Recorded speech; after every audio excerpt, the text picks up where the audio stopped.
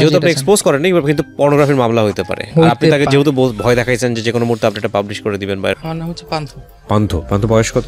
আমার 26 রানিং। জি।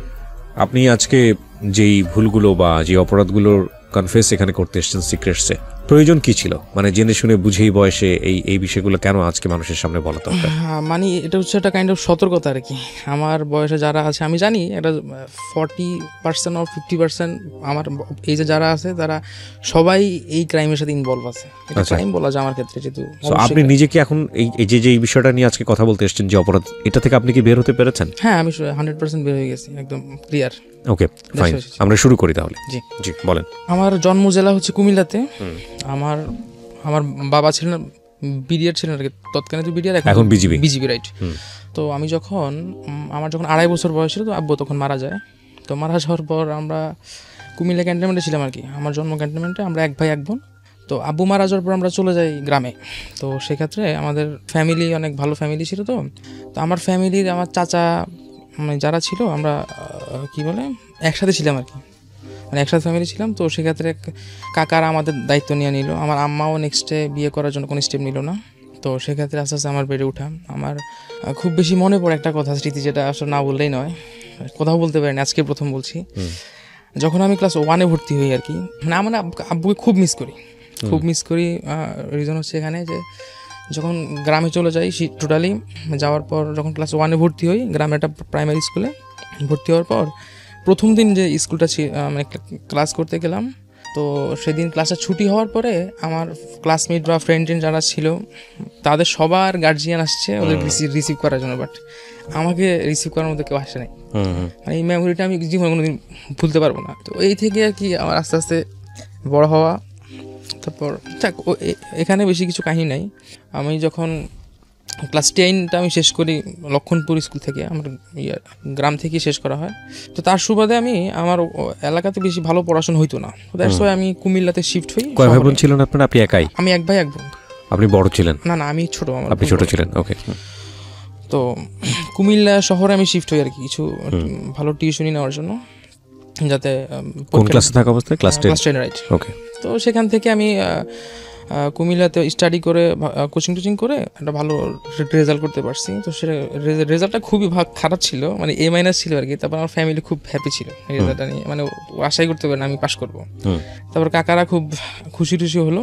তারপর আমাকে চয়েস দিল যে কোথায় ভর্তি হবে। এখন তো অনেক সিস্টেম, মানে 5টা কলেজ চুজ দেয় যেখানে ভর্তি হতে পারে, আমাদের সময় এটা ছিল না। তো আমাকে বললো যে তুমি কোথায় ভর্তি হবা, কয়েকটা কলেজ দেখলাম। তো সেক্ষেত্রে আমার ফ্যামিলি বললো যে তুমি একটু স্বাধীন চেতা মনের মানুষ, তুমি একটা সরকারি কলেজে ভর্তি হও। হওয়ার পরে 6 মাস ক্লাস টাস করার পর আমার ভালো লাগে না থাকতে, মানে ফ্যামিলি বাড়িতে একা, বাড়িতে তখন কেউ ছিল না। আমার দাদু তখন বেঁচে ছিল, হ্যাঁ মনে আছে, দাদু তখন বেঁচে ছিল। আমার আম্মা আর হচ্ছে আমার দাদু আর আমার ছোট কাকি, এই 3জন খালি বাড়িতে ছিল গ্রামের বাড়িতে আর কি। আমাদের বিশাল বড় বাড়ি, ডুপ্লেক্স বাড়ি, অনেক বড় বাড়ি আর কি। তো গ্রাম হিসাবে আসলে ওভাবে ওদের কেয়ার করার মতো, বাজার করার মতো কেউ থাকতো না। তা আমি ডিসিশন নিলাম, আমার গ্রামের পাশে একটা কলেজ ছিল, নাথেরবিটু ডিগ্রি কলেজ। তা আমি আমার কাকাদেরকে বললাম যে কাকা আমি বাড়িতে থাকি আর এখানে ফ্যামিলি খোঁজ খবর রাখতে পারবো, আর আমার কলেজটাও যেহেতু এলাকার কাছে, তো সেক্ষেত্রে আমার ওখানে যাওয়া ভালো হবে। তো কাকা বলছে ঠিক আছে, তুমি যেটা ভালো মনে করো। আর ওনারাও বেশি আমাকে ফোর্স করতো না, কারণ ওনারা মনে করতো যে আমি এক বাপের এক ছেলে, মানে আমার আব্বু তো মারা গেছে, এখন যদি ছেলেকে কিছু বলি বা সে ভাববে যে তাকে আমরা ফোর্স করতেছি, সেই জন্য ওরা আমার একটু ফ্রিডম, মানে একটা দিয়ে রাখতো। তো সেটা আসলে আলটিমেট রেজাল্ট হলো সেইটাই আসলে আমার জন্য খারাপ হয়েছে আর কি, আমার লাস্ট ইন ফিউচারের জন্য। তো যাই হোক, আমি গ্রামে শিফট হয়ে যাই। হওয়ার পরে আসলে তো পড়ালেখার বিন্দু মতো না, আসলে আড্ডা মারার জন্য বেসিক্যালি মূল উদ্দেশ্যটা ছিল। তো ওইভাবে ইন্টারটা যখন ফাইনাল ইয়ার যখন আসে, যখন পরীক্ষা হবে, তখন আবার আমি কুমিল্লা শিফট করি। কুমিল্লা শিফট করে ওই কোচিং পারপাস আর কি। কুমিল্লাতে অনেক ভালো ইয়েটিয়ে ছিল, আপনার স্টাডি অনেক ভালো ছিল। তো ওখানে আমি কুমিল্লা চলে আসি স্টাডি পারপাস 3 মাসের জন্য আর কি, এক্সামে 3 মাস আগে কুমিল্লা চলে আসি। তো সেখান থেকে আসলে আমার ইয়েটা শুরু হলো আর কি। তো আমি একটা কোচিংয়ে ভর্তি হই। আমাদের থেকে প্রথম আপনার সৃজনশীল শুরু হয় 2টা সাবজেক্ট থেকে, বাংলা আর কোনো একটা সাবজেক্ট জানি, ভুলে গেছি আমি। তো আমি বাংলা সৃজনশীল যেহেতু অনেক কঠিন ছিল, তো বাংলা আমি ক্লাস করি একটা ম্যাডামের কাছে, ম্যাডামের নামটা নাই নিলাম। আমার চাচাও আবার কুমিল্লা জেলার অনেক বিখ্যাত মানুষ, ওনার নাম বলে অনেকেই চিনবে, আমি ওনার নামটা নিতে চাচ্ছি না। ম্যামের কাছে আপনার অন্য একটা, মানে ম্যাম তো ব্যাচ ওয়াইজ ইয়ে করতো, তো পড়াতো তো রেসিডেন্সিয়াল কলেজের একটা মেয়ে, তো সে আমার ফ্রেন্ডের মতো হয়ে যায় আর কি। তো তার সাথে আমার খুব ভালো আন্ডারস্ট্যান্ডিং হয়, আমি অ্যাজ এ ফ্রেন্ড হিসেবে তাকে দেখি। তখন আমি একটা রিলেশনশিপ ইনভলভ ছিলাম, মেয়েটার নাম ছিল নীল, তার বাড়ি ছিল চট্টগ্রাম। আমি তাকে দেখিনি, 3 বছর পর্যন্ত রিলেশনশিপ স্টার্ট হয়েছে, কেউ কাউকে দেখিনি। তো আমাদের প্ল্যানিং ছিল যে ইন্টার পাস করার পরে একসাথে দেখা সাক্ষাৎ করবে, এরকম একটা প্ল্যানিং ছিল আর কি। তো আমার যে ইন্টার পড়া মানে কোচিং করার সময় যে মেয়েটার সাথে আমার দেখা হয় আর কি, তো বললাম ফ্রেন্ড হিসেবে তাকে করতাম। তো সেও আমাকে ফ্রেন্ড হিসেবে নিত। যখন আমাদের স্টাডি শেষ, মানে আমরা পরীক্ষার কাছাকাছি চলে আসলো, তখন আমি তো যেহেতু আমার সেন্টারটা গ্রামে, তো আমি চলে আসতে হবে আলটিমেটলি।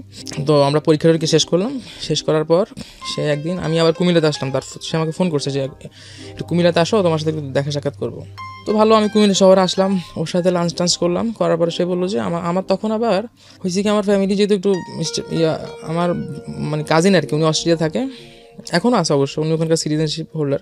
তো আমার ছিল আমরা মানে অস্ট্রেলিয়া চলে যাবো আর কি, আমার এর একটা ছিল ইন্টার কমপ্লিট করে অস্ট্রেলিয়া চলে যাবো। তো তারও ইচ্ছা না, মানে সেও ছিল সে মালয়েশিয়া চলে যাবে আর কি ইন্টারটা কমপ্লিট করার পরে। তো দেন আমি তার সাথে মিট করতে আসি, আসার পর তার মনে কী চলছে সেটা আমি জানি না। তো সে আমাকে বললো চলো আমাদের গ্রাম থেকে ঘুরে আসবা। তাই বলি চলো। তো তখন দুপুর 2:30 আমাদের সম্ভবত লাঞ্চ টাঞ্চ করা শেষ। সে বললো ঠিক আছে, একটু কুমিল্লাতে আরেকটু ঘুরি, ধর্মসাগর পার্কটা আমরা গেলাম, ঘুরলাম টুরলাম। তারপর এক পর্যায়ে আমি বলি চলো, যেহেতু তোমার বাড়িতে যাবো, সেক্ষেত্রে সন্ধ্যার আগেই চলে যাই, আমি তো আবার ব্যাক করতে হবে। তো সে বললো ঠিক আছে চলো। তো সেই দেখলাম যে আপনার ঘুরাই ফিরে সন্ধ্যা করেই ফেললো, মানে সন্ধ্যাটা করেই ফেললো। প্রথম ভালোবাসা না, সেটা মানে ফ্রেন্ড। বললো ঠিক আছে চলো, সন্ধ্যা হয়ে গেছে। তাই আমি বললাম তাই এত সন্ধ্যা হয়ে গেল, আমি তো আবার ব্যাক করতে পারবো না। তো ওই দিন আমি আমার বাসায়, মানে কুমিল্লা শহরে আমার চাচাদের 2টা বাসা আছে, 2 চাচা থাকে আর কি। তো একটা চাচার বাসা আমি ছিলাম, আমি জানি না সামহাউ ওই দিন ওনার ভিতরে কি একটা ফিল কাজ করলো। আমি যখন বাসা থেকে বের হই, উনি আমাকে জড়াই ধরে অনেক কান্নাকাটি শুরু করলো। আমি বললাম কাকা কী আপনি কান্না করছেন? না বাবা, আমার কাছে কেমন জানি লাগছে। আমি কাকা কিছু হবে না, আপনি করেন না, কোনো সমস্যা নাই, আমি আছি, কোনো প্রবলেম নেই। কাকা অনেক কান্নাকাটি করলো। তারপর আমি বাসা থেকে বের হইলাম তাস্কির সাথে। সন্ধ্যা 6টার দিকে আমি তাদের গ্রামের উদ্দেশ্যে রওনা দিই। তাদের গ্রামটা হচ্ছে কুমিল্লা 14 গ্রাম। তো কুমিল্লা জেলায় মোটামুটি একটা ফেমাস একটা খাতারনাক গ্রাম হচ্ছে, ওই এলাকা হচ্ছে 14 গ্রাম। তো যাওয়ার পরে যখন ওদের বাড়িতে যাইতে 8টা 8:30 বেজে যায়। তো ওদের ঘরে গিয়ে যখন বসি, তখন চারপাশে মানুষ উকি ঝুঁকি দিতেছে। আমি বুঝলাম না আসলে ব্যাপারটা কী হলো। আমি এজ এ ফ্রেন্ড হিসেবে আসলাম, এইভাবে তো দেখার কিছু। কোন ক্লাসে পড়েন তখন আপনি? ইন্টারটা কমপ্লিট করলাম। ইন্টার কমপ্লিট করেছেন, দুজনেই মোটামুটি টিন, ওকে, কিশোর বয়সের। তারপর আমি আপনার টিনও হয় নাই তখন, আমার 70 ছিল তখন, 80 হয়। আমার এক ক্লাস আগে থেকে করতে পড়তাম আর কি। ওকে, সমস্যা নেই, হ্যাঁ বলেন। তারপর আপনার মানুষ উকি দিচ্ছে, আমার একটু ভয় লাগছে। আর আমাদের ওই এলাকাতে এমনিতে একটু মানুষ, কুমিল্লা যারা আছে সবাই জানে, একটু ডেঞ্জারাস এলাকা। তো সেক্ষেত্রে আমার একটু ভয় লাগছে, তখন একটু ভয় পাইতেছিলাম। তো হুট করে কিছুক্ষণ পর 8-10 জন লোক চলে আসলো, মানে তারা খুব আপনার মানে এলাকার মাতাব্বর টাইপের, এই টাইপের কিছু আর কি, কিন্তু বোঝা যায়। তো ওনারা বললো যে তুমি আমাদের মেয়ের লাইফ নষ্ট করছো, তোমার সাথে।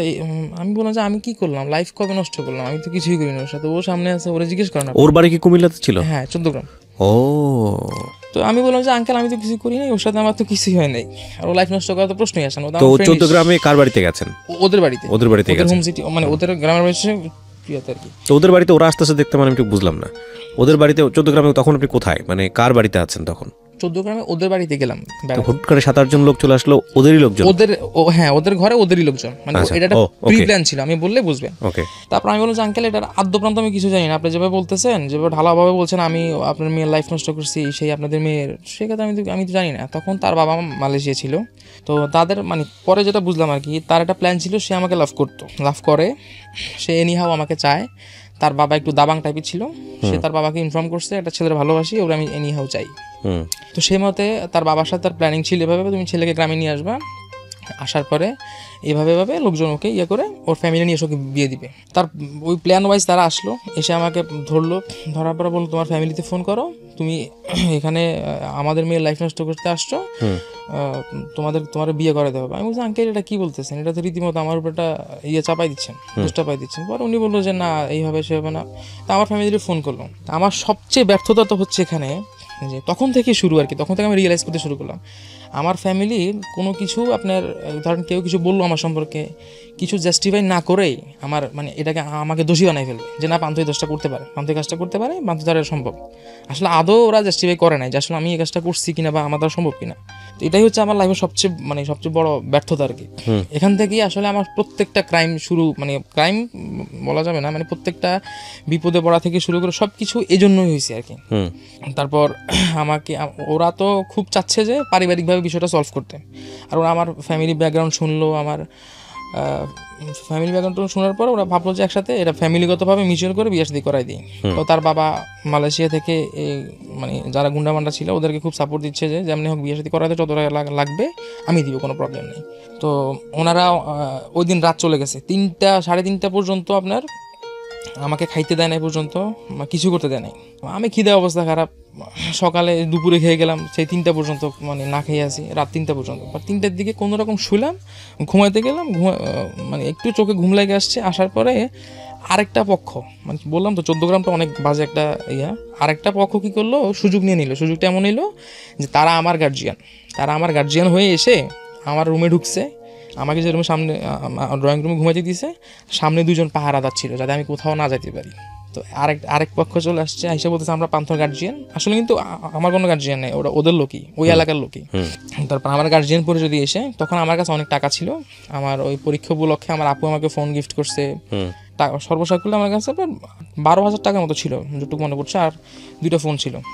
তো ওই লোকগুলো ঢুকেই আমার কাছ থেকে আমার ফোন, আমি বলছি এরা আমার ফ্যামিলির লোক, আপনারা কে বলছে? আমি তো ওনাদেরকে আজকেই প্রথম দেখলাম। পরে ওনারা অনেক ধাওয়াধাওয়ির চেষ্টা করলো, ওই লোকগুলো ধরতে পারলো না। যাই হোক, পরদিন হইলো কি, ওরা ওই এলাকাতে একটা বিচার বসলো এভাবে, যেহেতু আমার মানে ফ্যামিলি থেকে কেউ আসবে না, তো সেক্ষেত্রে তাদের এলাকা আপনার আর কি, আপনার কী বলবেন, চেয়ারম্যান ওইভাবে কাউকে মানা হয় না, একটা মাতাব্বর আছে আর কি। মাতাব্বর যাই বলে তাই হবে, চেয়ারম্যানের কোনো কাজ নাই। তো মাতাব্বর কী করলো, মাতাব্বর আবার ওদের অ্যাগেনিস্ট পার্টি, মানে ওদের বিরোধী পার্টি ছিল। তো মাতাব্বর কী করলো, মাতাব্বর রায় ছিল ওই ছেলেটাকে ধরে নিয়ে আসো, আইনা ইচ্ছা মতো মারলে, আর ওর ফ্যামিলিকে ফোনে রাখলে ওর ফ্যামিলি কান্নাকাটি শুনলে অবশ্যই আসতে বাধ্য হবে। আচ্ছা। তো কী করলো, আমি ওদের বাসায় খুব ভালোই ছিলাম, ওদের বাসায় খাওয়া দাওয়া করতেছি, লুঙ্গি পরতে পারতাম না, ওরাই আমাকে প্রথম লুঙ্গি পরা শিখালো। তারপর আপনার হুট করে একটা লোক এসে আমাকে কলার ধরে নিয়ে গেলো ওদের বাসায়, মানে ওই আরেকটা বাসায় নিয়ে গিয়ে আপনার ইচ্ছা মতো টর্চার, মানে মধ্যযুগীয় কায়দা কাকে বলে আমি আপনাদের বলে বুঝাতে পারবো না, ডিসক্রিপশন দিয়ে বুঝাতে পারবো না। মানে একটা থাকে না যে আমি তারা নর্মাল টর্চার করলাম, যে সে শাউট করলো, তার ফ্যামিলি শূন্য চলে আসলো, সেটা এরকম মাইট ছিল না, সেটা এমন মাইট ছিল যে আমাকে তারা মার্ডার করার জন্য মাইট ছিল। ব্যাপারটা এমন, আমার হাতটা সব ফেটে গেছে, ওসব এখন পর্যন্ত দাগ টাগ নাই, অনেক 7-8 বছর আগে ঘটনা। তো আমার এখন পর্যন্ত পিঠে ব্যথা ওঠে, একটা ব্যথা আছে, সেটা এখন পর্যন্ত আমি ফিল করি। যাই হোক, আমার ফ্যামিলিতে বলছে যে না, আমরা কোনোভাবেই আসবো না, যেহেতু মানে এই ছেলের আমরা কোনোভাবে স্বীকৃতি দিতে চাই না, এই ছেলে এই কাজ করছে, আমার ফ্যামিলি কোনোভাবে তারা আসবে না। তো ঠিক আছে, আমি আমার ফ্যামিলির বুঝাতে ব্যর্থ হইলাম। আমার ফ্যামিলি ভাবছে যে এটা আমার একটা প্ল্যান করা, যে আমি ইচ্ছাকৃতভাবে ফোনে কান্নাকাটি করতেছি, আমার মারধর কিছুই করা হয় নাই। আজ পর্যন্ত আমি আমার ফ্যামিলিদের বিলিভ করাতে পারি না বিষয়টা। তো যাই হোক, আস্তে আস্তে আপনার ওরা আমাকে মানে বিয়ের জন্য করলো। একটা বছর ওরা বুঝতে পারছে যে আমার ফ্যামিলি কখনো আসবে না, আমাকে ওরা ওদের মতো করে বিয়ে করে দিবে। তো কি হবে, আমার তো বার্থ সার্টিফিকেট লাগবে, আমার বয়স যে 21 সেটা তো প্রমাণ করতে হবে। তা আমার ওই ম্যাট্রিকের নিল, রেজিস্ট্রেশন নাম্বারটা নিল, নেওয়ার পরে দেখলো যে 17 বছর বয়স, এটা তো সম্ভব না। তো তারা নিজেরাই কারেকশন করে 21 বানাই দিল, আমারে 21 করে বিয়ে শাদী করাই দিল, ফোর্স করে। তো ফোর্স করে যখন বিয়ে শাদী করাই দিল, আমি আমার ফ্যামিলির সাথে অনেকভাবে কন্ট্যাক্ট করার চেষ্টা করি যে আসলে আমি এখানে কোনোভাবেই আমার ইনভলভমেন্ট নাই বা আমি কিছু জানি না। আমার ফ্যামিলি আমার বিশ্বাসই করলো না, এক ফোঁটা পরিমাণ বিশ্বাস করলো না। আমার ঘর থেকে বের করে দিছে, বলছে কি আমাকে, মানে আমি বাসায় ঘরে ঢুকার মতো সেই স্কোপ আমার ছিল না। আর কী করবো, আমি দেখলাম যে এইদিকেও আমার হারাচ্ছি, এদিকেও হারাচ্ছি। আমার যেহেতু একটা ইনসিডেন্ট হয়ে গেছে, সেক্ষেত্রে কিছু করার নাই। আমি মোটামুটি মেন্টালি আমার বউ হিসাবে মানা শুরু করলাম। তো শুরু করার এক পর্যায়ে আমি ঢাকাতে চলে আসি আর কি। ঢাকাতে 2013 সালে আমার ভগ্নিপতি, খুব ভালো মানুষ, মানে ওনার জন্য আজকে আমি এখানে একটু পর্যন্ত আসতে পারছি। উনি খুবই ভালো মানুষ। উনি যখন দেখলো যে আমার খুবই দুর্দশা, এভাবে রাস্তা মানে এভাবে থাকা, এখানে একদিন মানে ফ্রেন্ড সার্কেল বাসায় থাকতাম বোটও নিয়ে, তো সেক্ষেত্রে আপনার কুমিল্লা থেকে আমার ঢাকায় নিয়ে আসলো। ঢাকায় নিয়ে এসে বললো যে তোমার ওয়াইফ কুমিল্লা থাকুক, ও পড়াশোনা করুক, আর তুমি তোমার মতো করে এখানে আমি মানে উনি একটা বাইং হাউসে জব করে আর কি, ভালো পজিশনে আছে। তো উনি আমাকে মার্চেন্ডাইজার, অ্যাসিস্ট্যান্ট মার্চেন্ডাইজার হিসেবে আপনার জয়েন করায়। তো ভালো জব টপ করতে থাকি। এদিক দিয়ে আমি আপনার নিয়ে ভালোভাবে থাকার জন্য একটা প্ল্যানিং করছি কিছু টাকা। তো আমি একটা আপনার ক্যাশ ক্যাপিটাল করার চেষ্টা করতেছি। তো এরকম একটা পর্যায়ে যখন আসলো, তখন আমার একদিন হলো কি, আমি মহাখালীতে একটা বাইং হাউস আসছি, আসার পর আমার ফোনটা হারাই গেছে। অনেক জ্যাম ছিল লেগুনার জন্য, আমার চাপে আমার ফোনটা হারাই গেছে। তা আমি আমার মোহাম্মদপুর, আমি থাকি মোহাম্মদপুর, তো মোহাম্মদপুর এসে আমার একটা ফ্রেন্ড ছিল, ফোন থেকে আমি তাসকিয়াকে ফোন করি যে আমার ফোনটা চুরি হয়ে গেছে, আমি তো তোমার সাথে কন্ট্যাক্ট করতে পারবো না, আর আমার স্যালারি পাবো 2-3 দিন পর, তারপর আমি একটা ভালো ফোন কিনে আমরা কথা বলবো নি ভালো। তো আনফর্চুনেটলি ওই মাসটাতে স্যালারিটা পেতে একটু দেরি হয়ে যায়, 5 দিন সময় লেগে যায়। তো একটা সময় দেখা যায় যে যখন অফিস থেকে আসার পর ওরা বেশি সময় দিতে পারতাম না, বিকজ ওই মার্চেন্ডাইজিংয়ের ইয়েটা এত ছিল যে আমি খুব আপনার হার্ডওয়ার্ক করতে হইতো অনেক, যেহেতু কাজ মানে প্রাইমারি স্টেজে, আর ইন্টার পাস করে একটা ছেলে মার্চেন্ডাইজিং জীবনে ঢুকতে পারে না, কোনোভাবেই সম্ভব না। তো আমি যেহেতু দুলাভাই ছিল, তো আর আমার যিনি এজিএম ছিল ওনার সাপোর্টে আমি ঢুকতে পারছি। তো আমার অ্যাম্বিশন ছিল আমি কাজটা শিখবো। একটা সময় প্রেমে পড়ে যায়, ফোনে ছাড়া বাঁচবে না, এই সেই অবস্থা খারাপ। আমি রাত 1টার দিকে ফোন করলেও দেখতাম যে সে মানে ওয়েটিংয়ে। তো এক পর্যায়ে একদিন আমাকে বললো যে পান্থ, আমি তো একটু ইমিডিয়েটলি মাদারীপুর যাওয়া লাগবে, আমার নানা অসুস্থ। আমি বলছি ঠিক আছে যাও, প্রবলেম নাই। তো সে মাদারীপুরে কথা বলে কাছে গেল, মানে সে ভালোই চাইছে। পরে যেটা আমি বুঝলাম আর কি, 2 দিন পর আসলো, আসার পর আমাকে বললো পান্থ শুনো, তোমাকে একটা ভালো সাজেশন দিই। আমি বলো। পরে বললো যে এই যে তুমি যার সাথে রিলেশনশিপ, যে তোমার বউ, সে আসলে ভালো মেয়ে না। আমি বলছি কেন, তুমি কেন এই কথা বললো, ভালো মেয়ে না?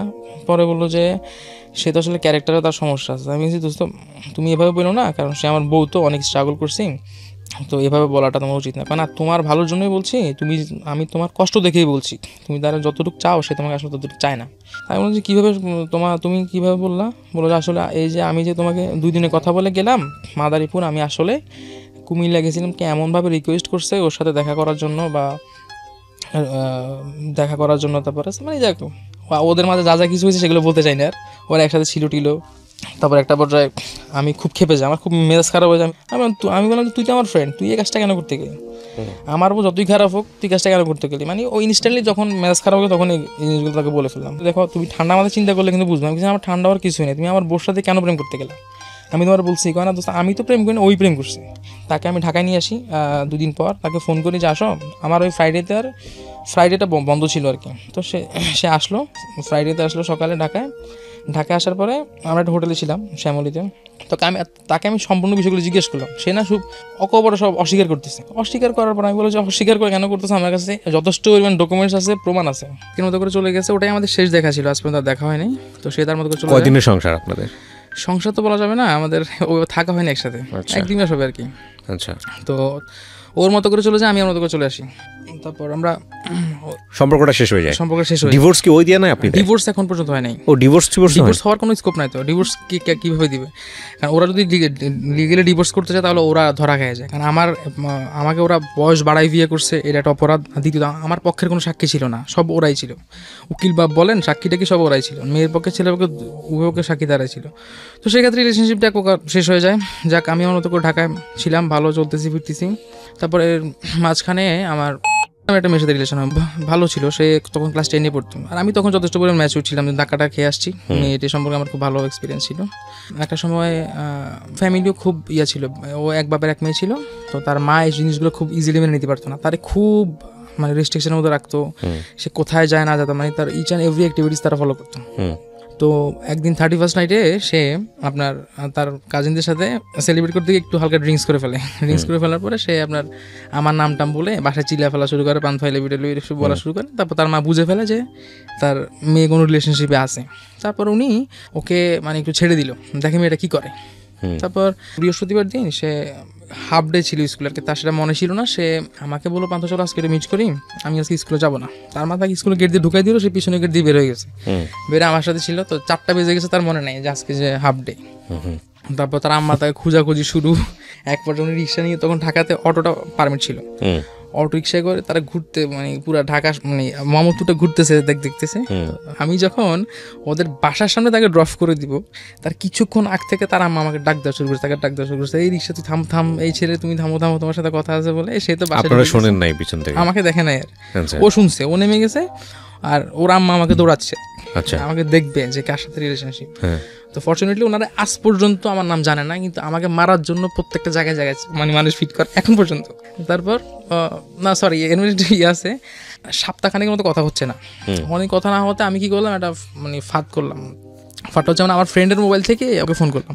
তখন ফ্রেন্ডটা খুব ভালো করে কথা বলতে পারে, তো ওনাকে পটাই ফেলে, আম্মু টাম্মু বলে পটাই ফেলে, যেহেতু ওনার ছেলেটের নাই উনি খুব পটে যায়, আম্মু বলা তো উনি পটে যায়। তো এক পর্যায়ে সেই ছেলে হিসেবে আমি ওনার সামনে যে দেখা করি, উনি যেহেতু আমার চেহারা চিনে না, তাই আমি ওনার সামনে সাথে যে দেখা সাক্ষাৎ করি। তারপর যাই হোক এক পর্যায়ে উনি অনেক কিছুদিন পর জেনে যায় যে এই পার্সনটা আসলে আমি, ওনার ছেলে হিসেবে যে ছেলেটা আসছে সেটাও আমি আলিফ নাম করে ওনার সাথে কথা বলতাম আর কি।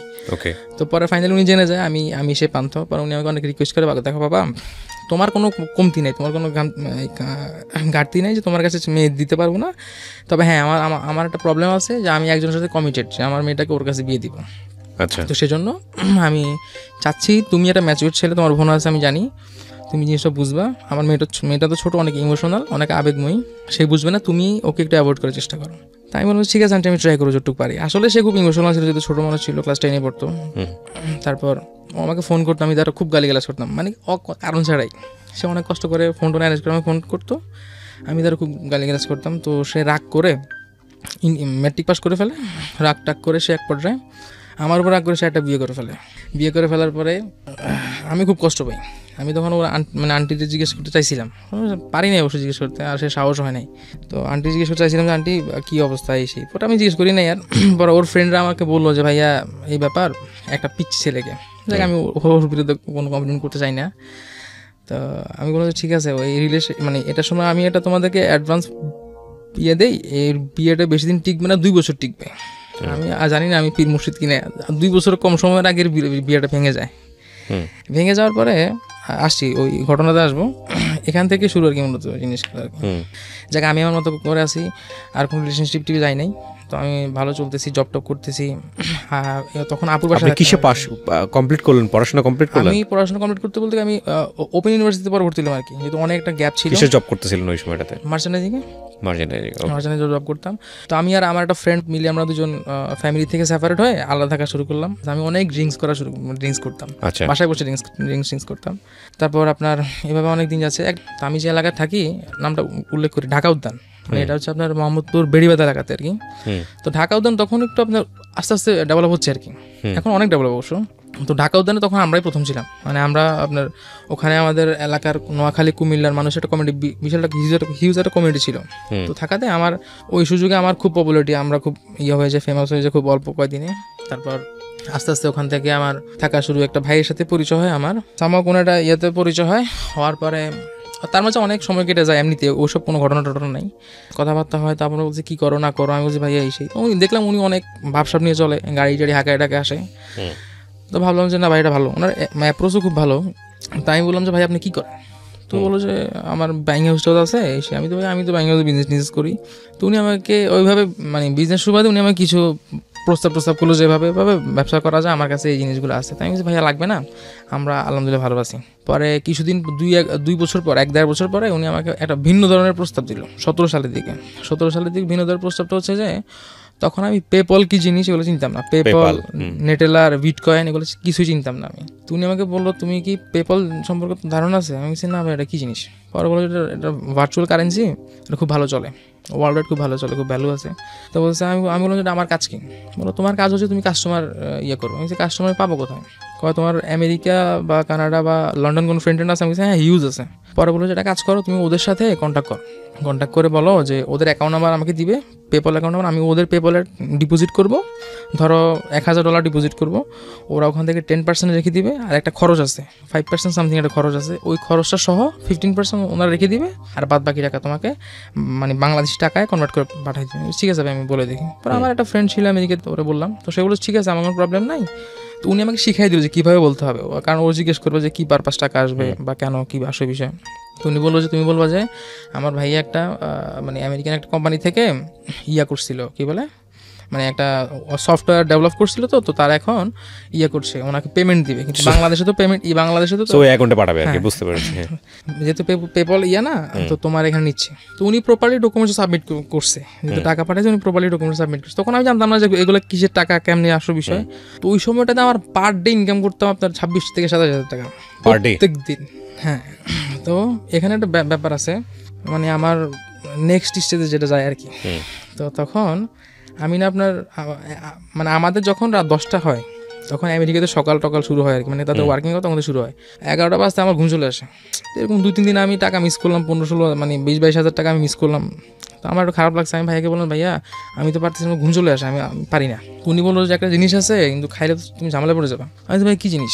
পরে বললো যে না বলবো না। আমি না ভাই বলেন, যেহেতু কাজের ক্ষেত্রে বলেন, সমস্যা নেই। বললো যে ইয়াবা আছে।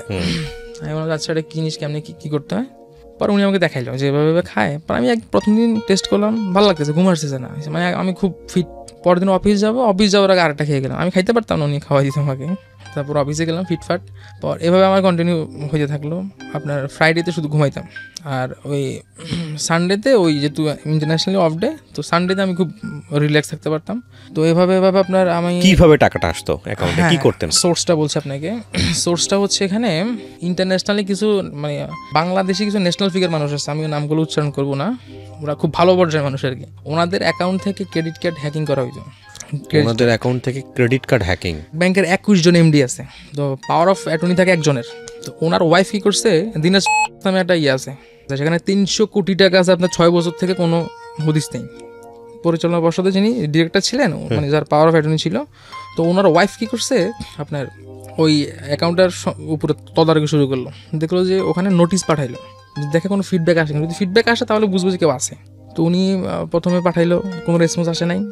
তারপর উনি আবার পাঠাইলো 6 মাস পরে, আবারও কোনো রেসপন্স না আসা সত্ত্বে উনি বুঝতে পারছে যে এই মালিক হয়তো বা 300 কোটির চেয়ে আরও 6,000 কোটি টাকার মালিক আছে মনে হয়, হয়তো উনি বাংলাদেশেই নাই। আচ্ছা, কিন্তু 6 বছর থেকে এই অ্যাকাউন্টে টাকাটা পড়ে আছে, এখানে কোনো ওয়ারিশ নেই। তো উনি কী করছে, সব ইনফরমেশান ওই একটা মানে আমাদের এক টিমদেরকে দিল আর কি। কার্ডের ডিটেলস থেকে শুরু করে bank information, each and every. কিনবো ধরুন আপনার অ্যাকাউন্ট থেকে আমি এখন এখানে বসে বসে আপনার দেখাতে পারবো, আপনার অ্যাকাউন্টের ইনফরমেশন আপনি আমাকে দিবেন। একটা মেশিন আছে, কিছুদিন আগে স্বপ্ন ধরা খাইছে, একটা ছেলে স্মার্ট ওয়াচ দিয়ে সে আপনার ক্রেডিট কার্ডের ইনফরমেশন নিয়ে নিত। আচ্ছা, একটা মেশিন আছে, সেই মেশিনটার মধ্যে কাটা পাঞ্চ করলে আপনার আমাদের ইনফরমেশন আছেই। এটা আবার XYZ যে কোনো ধরনের কার্ডে কোনো সমস্যা নেই। শুধু এটা যে কার্ডের উপর যে কালো একটা ইয়ে থাকে না, ওই পেপারটা খালি আমরা ওই ইনফরমেশন অনুযায়ী আপনার এই পেপারটা আমরা বসে নিতাম, এই যে এই কালো দাগটা আমরা বসে নিতাম। আচ্ছা আচ্ছা, এখানে সব ইনফরমেশন থাকতো। এবার সাদা কাঠ হোক যাই হোক, কাটার দরকার নেই আমাদের, শুধু আমাদের এই জিনিসটা দরকার। তা আমরা ওইটা ওই মেশিনটাতে পজ করতাম, পজ করার পরে আপনার ওখান থেকে আমরা টাকা নিয়ে যেতাম আপনার ইয়াতে ওয়েবসাইটে নিয়ে গিয়ে ওখান থেকে আমরা ডলার কিনতাম আর কি। পেপল, পায়োনার কিনে আমরা, যেহেতু আমাদের এখানে 1 পয়সা ইনভেস্ট নাই। এমন একটা সময় গেছে 2017 সালে, আপনি আমার ওই আইডিটা বন্ধ হয়ে গেছে, আমি আপনার এখনই দেখাইতে পারতাম। 17 সালে আমি পুরা বাংলাদেশে আমি আপনার করতাম, পেপল মার্কেটটা আমি ডমিনেট করতাম। সবাই রেট দিত 72 টাকা 73 টাকা, আমি দিতাম 68 টাকা করে পার টাকা। হ্যাঁ, মানে পার ডলার 68 টাকা করে দিতাম। তখন আমেরিকা ছেড়ে আমি বাংলাদেশে ব্যবসা শুরু করলাম। তো একদিন চা খাচ্ছি আমার মহল্লাতে বসে সন্ধ্যায়, তো ওইরকম এক মানে ভাইয়া ছিল, পেপলের বিষয়ে কথা বলতেছি। তো উনি খুব ভদ্রলোক, ওনার এমনি দেখা সাক্ষাৎ হয় কিন্তু কথাবার্তা হয় না। পান্থ ভাই, আপনার সাথে একটু কথা ছিল, সাইডে আসবেন কিছু বলেন। বললো যে আপনি পেপল ডলার কত করে সেল করেন? আমি কিছু কেন আপনার লাগবে নাকি? বললো যে হ্যাঁ, আমার তো প্রতিদিন লাগবে, $10,000 করে লাগবে। আমি গেছি ভাই এটা তো সম্ভব, সমস্যা নেই, পারবো। পরে বললো যে ঠিক আছে, আপনি আমার আজকের জন্য ইনস্ট্যান্ট, তখনই আজকে আপনি আমাকে $5,000 দেন। আমি চিন্তা করলাম আল্লাহ, আমি $1,000 সেল করতে আমার খবর হয়ে যায়। উনি $5,000 নিচ্ছে একসাথে। পরে উনি $5,000 নিয়ে গেল। $5,000 নেওয়ার পরে আপনার এরকম উনি কন্টিনিউসলি নিচ্ছে আমাদের কাছ থেকে। তো ওখান থেকে আমি মানে আমার যে ভাইয়া উপরে যে বস, ওনাকে দিতে হয় 40 টাকা করে, সরি 50 টাকা করে ওনাকে দিতে হয়, বাকি টাকা আপনার। পার ডলার থেকে আপনার বাকি সব টাকা আমার। তো এভাবে হতে হতে আপনার আমার এরকম সময় গেছে যে প্রত্যেকদিন আমার 26,000, 27,000, 22,000, 23,000 এভারেজ থাকতো। তো আমি রোজার মাসে হিউজ টাকা কামাইছি, এক মাসে অনেক টাকা কামাইছি। আর এদিক দিয়ে খাওয়া মানে অ্যাডিক্টেড হয়ে গেলাম পুরা। পাওয়া চায় না ওইভাবে আমি যতটুকু জানতাম আর কি। তখন আমি যতটুকু জানতাম যে ঢাকাতে আমার পাইতে খুব কষ্ট হইতো আর কি। ভাইয়া অ্যারেঞ্জ করতো, ভাইয়ার লিঙ্ক আপ ছিল, উনি যেহেতু অনেক ভালো লেভেলের লোকজন, ভালো লিঙ্ক আপ ছিল। তো তো উনি অ্যারেঞ্জ করে ফেলতো, আর আমি একলা কিন্তু পারতাম না। তো গ্রামে যখন গেলাম আমি চিন্তা করলাম যে এটা অকল্পনীয় বিষয়টা চিন্তাই করা যাবে না, ইয়াবার বিষয়টা চিন্তাই করা যাবে না। গ্রামে আমি দেখে চিন্তা করলাম যে না, গ্রামে তো আরও বেশি ইজি আমার জন্য, আমাদের ঘর থেকে আপনার টাকা দিলে আমাকে ইয়াবা দিয়ে দিচ্ছে। গ্রামে আমাদের যে গ্রামে আমরা আপনার গাড়ি পার্কিং করে যাইতে হয় মিনিমাম 1 থেকে 2 কিলোমিটার আগে পার্কিং করে পর আমরা এইরকম ভাবে মাদক ছড়াই গেছে অনেক হিউজ গ্রামে, প্রত্যন্ত গ্রাম অঞ্চল না আমাদের গ্রামে। বললাম না আমি আপনাকে, গাড়ি আপনার আধা কিলোমিটার 1 কিলোমিটার আগে পার্কিং করার পর আমাদের বাড়িতে ঢুকতে হয়, এরকম রাস্তাঘাট কাছাকাছি আর কি। তো সেখানে যাওয়ার পর আমি যাক পাইলাম, গ্রাম থেকেও খুব ভালো একটা এফোর্ট নিতে পারলাম। তারপরে ওখানে ওই বিজনেসটা বেশি দিন কন্টিনিউ হয় না, কারণ আমার এসব অবৈধ টাকা সহ্য হয় না। পরে দেখা গেল কি আমি যতটুকু ইনকাম করছি তাছাড়া 3-4 ডাবল আমার মানে ইয়ে হয়ে গেছে, ক্ষতি হয়ে গেছে। তারপর আমি রিসার্চ করলাম যে এটা করা তো অবৈধ, এটা চাইলে কি সরকার ধরতে পারে না? কোনো সরকার পারে, কিন্তু ওই ধরনের বাংলাদেশের টেকনোলজি আইটি নলেজ এখন পর্যন্ত ডেভেলপ করে নাই। আচ্ছা, এটা ওর ভাষ্য কিন্তু। হ্যাঁ চলেন তারপর। আমার ভাষ্য না, আমি এটা প্রমাণ করবো আপনাকে কিছুক্ষণ পরে। আবার মানে আমার তো আরও আছে, তো আমি যেহেতু সাইবার ক্রাইম রিলেটেড আমার ঘটনাগুলো। তারপর আপনার আমি কিছুদিন পরে এটা নিয়ে থামে গেলাম যে এটা করা সম্ভব না, আমি এটাতে পারবো না। তারপর আমি এক পর্যায়ে আপনার এটা ছেড়ে দিই। ভাইয়ের সাথে যোগাযোগ ছিল, বাট আমি এইসব বিষয়ে কথা বলতাম না। সামা ওনারাও আপনার আবার আরেকটা ব্যাপার ছিল সেখানে, এটা হয়তো বা বাংলাদেশে কিছুদিন আগে ধরা গেছে, সময় টিভি কিছু চ্যানেলে দেখাইছিল জাল ডলার, যেটা আপনি দেখায় একটা আমেরিকান লোক থাকবে বা কালার নাইজেরিয়ান থাকবে, ওরা এসে আপনাকে একটা ব্ল্যাক পেপার দেখাবে যেখানে ডলার আছে। এটা নিয়ে ইন্ডিয়াতে একটা হয়েছিল অনুষ্ঠান হয়েছিল, সেখানে দেখাইছিল একটা ফ্যামিলি পুরো ডিস্ট্রয় হয়ে গেছে। এগুলো মূলত মাস্টার মাইন্ড হচ্ছে ইন্ডিয়ানরা, বাংলাদেশে ওরা ইউজ করে। আচ্ছা, তো আমার ভাই আমার অফার করছে তোমার কাছে কি ডলার আছে? আমি বলছি হ্যাঁ ভাই আমার কাছে একটা ডলার আছে। আমার আপুর কাছে একটা $100 ছিল। তো বলো যে ডলারটা নিয়ে সেটা ম্যাজিক দেখাবো। আমি বলছি কি ম্যাজিক ভাইয়া? ও ভাইয়া আবার কিন্তু অল ইন ওয়ান, মানে উনি আন্ডারওয়ার্ল্ডের মানে অবৈধ লাইনের উনি মানে বস, ওনার কাছে কোনো বৈধ কাজ নাই। তারপর উনি বললো যদি $100 থাকে তুমি নিয়ে আসো। আমি নিয়ে আসলাম $100। রাশিয়ান না কোন একটা কি একটা নাগরিক ছিল, ওনার নাম কি হ্যারি জানি। হ্যারি ওনার বাসায় আসলো, আসার পরে বলছে ঠিক আছে ডলারটা দাও। ডলারটা দিলাম, দেওয়ার পরে উনি একটা ছোট্ট মানে ডলার সাইজের একটা পেপার উপর রাখলো। পেপারটা খুব কালো রেখে উনি কি একটা মেডিসিন দিল। দেওয়ার পরে দেখলাম যে এটা আরও $100 হয়ে গেছে। এইরকম করে হ্যারি আমাকে অনেকগুলো আপনার ডলার মানে দেখালো যে এগুলো আমার কাছে আছে, যদি কোনো কাস্টমার থাকে আমি 50% কমে আমরা ছেড়ে দিব। আমি বললাম যে ভাই এটা প্রসেসিংটা কেমন, মানে এটা কীভাবে কিনবো বা কীভাবে আমি বলবো কাস্টমার অ্যারেঞ্জ করবো। পরে বললো যে তোমার যদি কোনো বড় লোক রিলেটিভ থাকে তো সেক্ষেত্রে তুমি ওদেরকে বলো যে করতে, এখানে ইনভেস্ট করতে, এভাবে দেখাও, প্রসেসিংটা দেখাও। পরে আমি সব কিছু হেঁটে দেখলাম যে ওনাদের প্ল্যানিংটা হচ্ছে কি, এটা তো আসলে ডলার বলতে কিছুই নেই, নাহলে এত ডলার ওরা এয়ারপোর্ট থেকে আনবে কীভাবে? এয়ারপোর্ট থেকে পাস করতে কোনোভাবে পসিবল না। আমি বুঝলাম বাংলাদেশের এয়ারপোর্টের সিকিউরিটি সিস্টেম লো, ও যে দেশ থেকে আসছে সে দেশের সিকিউরিটি তো হাই, তাহলে সে পাস করলো কীভাবে? ওরা দেখলাম যে এটা টোটালি ফেক, কিছুই না, আপনার শুধু বন্ডামি। আপনার এই ডলারগুলো কাগজ, আর ওরা যে মেডিসিন মানে আপনার ডলারের নাম মাত্র দাম রাখে 50%, আর মেডিসিনের দাম রাখে ওই ডলার আছে 3-4 গুণ। তো লাভ নাই, লস না, যে নিচ্ছে সে তারই লস, সে কাগজ পাচ্ছে, ডলার তো পাচ্ছে না। আচ্ছা, একটা ক্রাইম পেট্রোল হয়েছিল এটা নিয়ে, একটা ফ্যামিলি পুরো আপনার হয়ে গেছে, হাজব্যান্ড ওয়াইফ। তখন আমি রিয়েলাইজ করলাম আল্লাহ এটা তো সেই ঘটনা। তারপরে আপনার আমি পরে টোটালি সাইড থেকে সরে আসলাম। আমি আল্লাহ অনেক বাঁচাইছে। আমার অনেক ফ্রেন্ডরা ছিল যে অনেক ওয়ার্নিং দিল, ইনফ্যাক্ট আমার 1.5 লাখ টাকা একজন লোক মেরেও দিছিল। এসব সব মিলে আমি চিন্তা করলাম আমার ফ্রেন্ডরা আমার ওয়ার্নিং দিল যে ভাই একবার পড়ে গেলে পুরো বিপদে পড়ে যাবেন। আপনি ছোটোখাটো কাজ করতেছেন, পরে ভাববে যে আপনি মাস্টার মাইন্ড, পরে আপনাকে ঝামেলা। পর আমি ওই দিক থেকে আস্তে আস্তে সরে গেলাম। তো যেহেতু আমি অ্যাডিক্টেড হয়ে গেছি, তখন আমার ফেসবুকে একটা ফ্রেন্ড ছিল, 4-5 বছর আগে থেকে ফেসবুকে অ্যাড ছিল। 2016 সালে 25শে মার্চ তখন আমি মিরপুর যাবো আর কি কোনো একটা কাজে। তো সেখান থেকে আমাকে শ্যামলী থেকে আমাকে 2জন পুলিশ ধরে আমাকে আপনার সাইডে নিয়ে বললো আপনার সম্পর্কে না, আপনাকে আমরা চেক করবো। ঠিক আছে, ইউ ক্যান চেক মি, আমার কোনো সমস্যা নেই। আমি একটা খুলে গেলে দিচ্ছি যে আপনার চেক করেন, কোনো সমস্যা নেই। তো ওনারা দেখলো যে এখানে অনেক পাবলিক ভিড় হয়ে গেছে, ওনারা এক পর্যায়ে আমাকে চিপে ঢুকে ফেলছে, একটা হোটেলে ঢুকে ফেললো। ঢুকে আমার পকেটের মধ্যে 20 পিস আবার ঢুকে দিয়েছে, এমনিতে ঢুকে দিয়েছে পকেটে। হ্যাঁ, এসআই ছিল। আমি বললাম যে দেখেন ভাই আপনার কোনো গায়ে হাত দিবেন না, আমার গায়ে হাত দেওয়ার কোনো দরকার নেই। আপনার যা চান যদি বলেন যে আমি আন্ডারটা খুলে পর্যন্ত দেখাবো, কোনো সমস্যা নেই, বাট আমার গায়ে হাত দিতে পারবেন আপনারা, আমি সব দেখাবো আপনাদেরকে। তার মধ্যে কনস্টেবল মানে যে গাড়ি ড্রাইভার ছিল সে আপনার হুট করে মানে পিছন থেকে সে আমার পকেটে হাত ঢুকে দিয়েছে, পিছনের পকেটে হাত ঢুকে বলছে এই যে আপনার পকেটে 20 পিস পাইছি। আমি বলছি আপনি কেমন জানেন এটা ওদের 20 পিস আছে? 19 পিস থাকতে পারে, 18 পিস থাকতে পারে, আপনি কেমনে শিওর হয়ে বলছেন এটার ভিতরে 20 পিস আছে? তো হোটেলের মধ্যে বসে আমার হাতে হ্যান্ডকাপ পরাই ফেলছে। আসলে সত্যি কথা বলতেছি ভাইয়া, আমার ফ্যামিলি এখন পর্যন্ত বিলিভ করে না, আমার কাছে আসলে তখন কিছুই ছিল না। আচ্ছা, কিছুই ছিল না, আমি একদম পুরো ইনোসেন্ট ছিলাম তখন, কিছুই ছিল না তখন আমার কাছে। তখন আমি ইয়ে খাইতাম না। যাক, তো ওনারা আমি তখন কি করলাম, আমার যেহেতু বললাম আমার এক কাকা পুলিশের ভালো পর্যায়ে জব করে, তো তো আমি ইনস্ট্যান্টলি ওনাদের সামনে বসেই আমার কাকাকে ফোন করে ফেলছি। আমি যাতে মানে আমাদের কনভারসেশনগুলো কাকা যাতে শুনুক, ওই পুলিশ আমার কাছে টাকা যাচ্ছে যে আপনি কি দিতে চান। আমি বলছি ভাই আপনারা তো আসলে আমার কাছে পান নাই, মিথ্যা হত্যা তো বলে লাভ নাই, আপনারাও জানেন আমিও জানি, আর আপনারা কী চান আমার ফ্যামিলি পর্যন্ত যাইতে চাই না, আর যদি যাই তাহলে কিন্তু আপনার ঝামেলা পড়ে যাবেন। পরে আপনি কী দিতে চান? আমি বলছি যে আমি কী দেবো আপনাকে, আপনি বলেন। আমি বলি আপনি 2,000 টাকা দিয়ে আপনি চলে যান। উনি বললো যে উনি 50,000 টাকা চাই। আমি বললাম আপনি 50,000 টাকা যে নেবেন এটা লিগেল হইতে নিলে আমার ভালো লাগতো, আমার কাছে যদি থাকতো আমি আপনার 50 না 1 লাখ টাকা দিতাম, আমার সমস্যা ছিল না, আমার কাছে তো পান নাই, আপনি কেন নেবেন? তখন আমি একটা দামি ফোন ইউজ করতে আমি ভাই আপনার ফোনটা রেখে দেন, আমি ফোনটা ছাড়াই নিব আপনার কাছে টাকার বিনিময়। উনি বললো যে না হবে না। তার মাঝে আমি আমার কাকাকে ফোন দিয়ে ফেলছি, আমার কাকা হ্যালো করতেছে, তো উনি হুট করে আমার হাত থেকে আমার চাপ লেগে ফোনটা লাউড স্পিকার হয়ে গেছে, তো উনি আমার হাত থেকে ফোনটা টেনে নিয়ে গেছে। এসআই যিনি ছিলেন টেনে নেওয়ার পরে উনি যখন দেখলো যে হেডকোয়ার্টারের নাম্বার, উনি সঙ্গে সঙ্গে আমাকে মানে আমার ফোনটা বন্ধ করে ফেললো, ওনার ফোনটা বন্ধ সুইচ অফ করে ফেললো, আবার ওই আমার থানা যে থানা নিবে সে থানার ওসির ফোনটা সুইচ অফ করে ফেললো।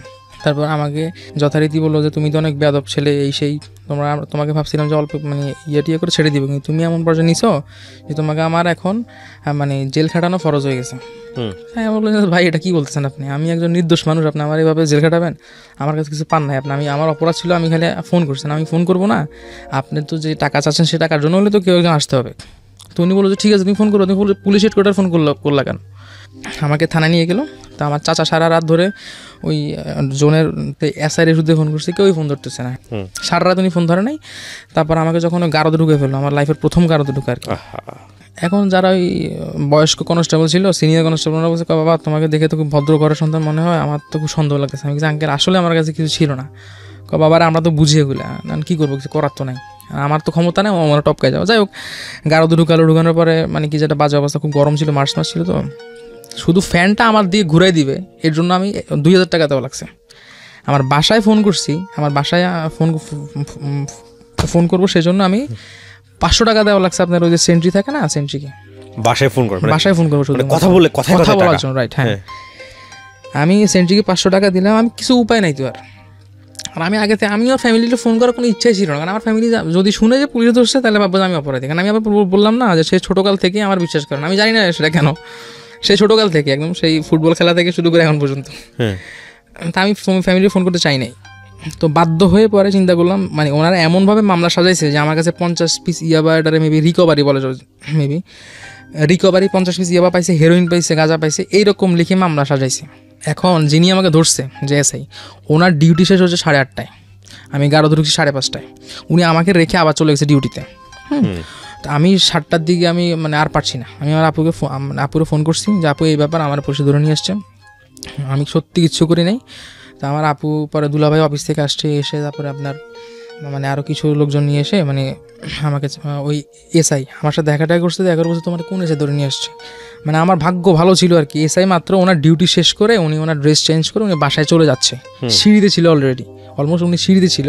তো আমার দুলাভাই বলছে তো ওই এসআইয়ের নাম কি, নামটা বললাম, বলার পরে এসআইয়ের সঙ্গে সঙ্গে নিয়ে আসলো, নিয়ে আসার পরে বললো যে ভাই কী করে দেখেন। পরে এসআই কী করলো, আমার ফোন থেকে জিনিসটাকে মানে কি মানে মানে বলতে খারাপ লাগতেছে, আমি আইনটা অনেক রেসপেক্ট করি, মানে আমাদের বাংলাদেশের লটাই নষ্ট হয়ে গেছে, রিস্ট হয়ে গেছে, কেউ লর প্রতি রেসপেক্ট রাখতে চায় না। বিশেষ করে আমার তো এক সময় আপনার ওখান থেকে বের হওয়ার পর আমার অ্যাম্বিশন ছিল আমি ওর খুন করে ফেলবো, মানে আমার এত লাইফটা হেল্প করে ফেলছে যে মানে ফ্যামিলির কাছে আমার আপনার উনি প্রুফ করছে আমি ইয়াবা অ্যাডিক্টেড।